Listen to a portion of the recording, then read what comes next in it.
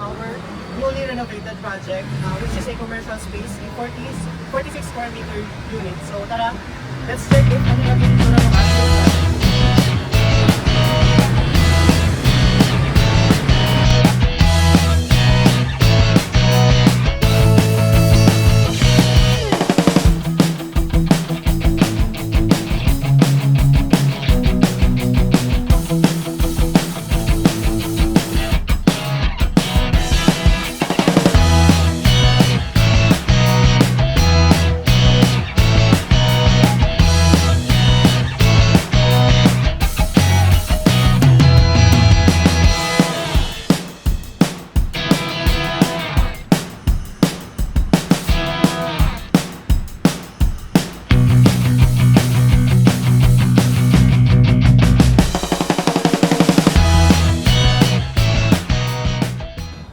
And just a quick background lang din, this commercial space was transformed para gawing selling ng mga computer parts ni client. So, yun yung business nga. So, nag-build sila ng mga computer set and then nag-sell din sila ng mga parts ng computers.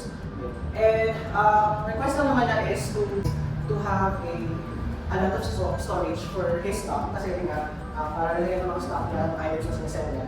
And as well as a build area where yung mga technicians niya doon gagawa, doon bibuild ng mga computers. And then, and of course, a sleeping area and also a counter for his shop. So yun naman ang request na. And everything about design, parang wala naman na siyang request. Ang sabi lang na isa ka bahala, gusto niya lang maganda tingnan, and malinis, tapos and very functional yung mga designs na ilalagay namin. So yun, i-tour ko kayo dito ngayon. So sana gusto ko.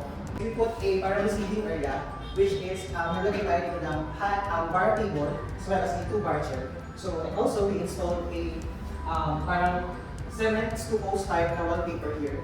And of course, yung name ng ating company name ng ating client is Hanap.Usap.Build. So ayan, we put some LED lighting dyan nung name ng company nila. And then all the switches are here. So lahat ng mga controls is nandito siya. So ayan. Pakita mo yung lights.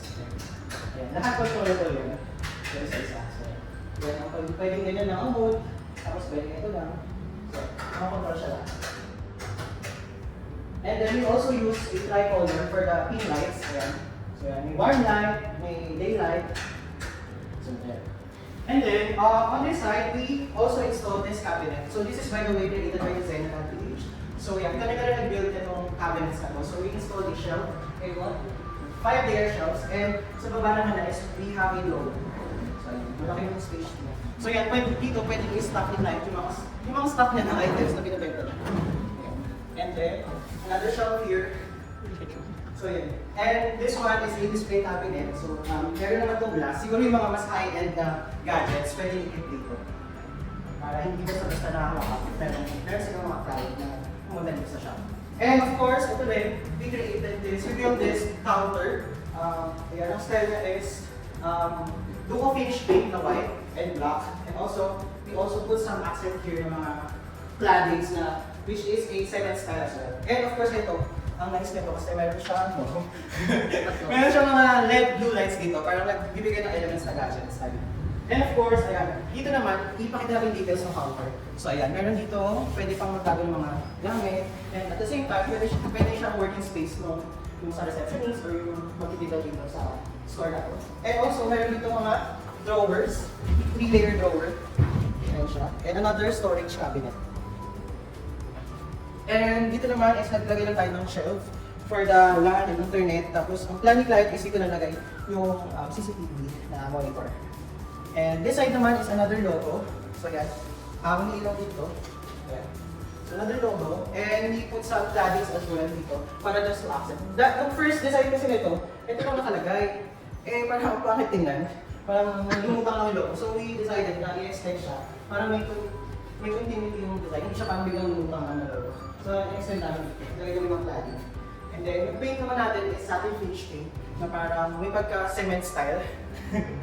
Yun. And then, by the way, this area kasi is 46 square meter as I mentioned. So, yung area is, hinaf lang namin siya. Yung half is showroom and the other half is kumbaga stock room. So, dito yung stock room natin. Medyo makalat pa to. Pero what we put here is a full glass mirror na door. Tapos may lock din. And then, Ayan, ito yung stock room natin. Ganyan lang siya, plain lang siya. Wala namang binago. I-install lang siya ng mga light, drop lights. Ayan. So yan, siguro later on lalagyan ni client ko ng mga shelf for his stock. Tapos, eto ma'am, i-ano natin, pakita natin. Yung maganda dito sa door natin is, ayan siya, two-way siya. Kasi dito, kita mo yung nasa labas. Pero yung sa loob nito, hindi siya nakikita. So parang ano na rin siya, kumbaga surveillance yung ano. Dating. Ayan, so yan. And then dito naman tayo. This is by the way we call a build area. So build area, dito binubuo. Yung request ni client na magkaroon ng build area, dito binubuo ng mga technician yung computers na pinapasa ng mga client nila. Yeah, so may dalawang cables dito tapos may connection ng internet sa loob at outlet. Like it's nagagay tayo ng mga additional outlets dito. Apat na outlet eh. And then we also installed this LCD monitor. And this two long shelf. Hindi na to.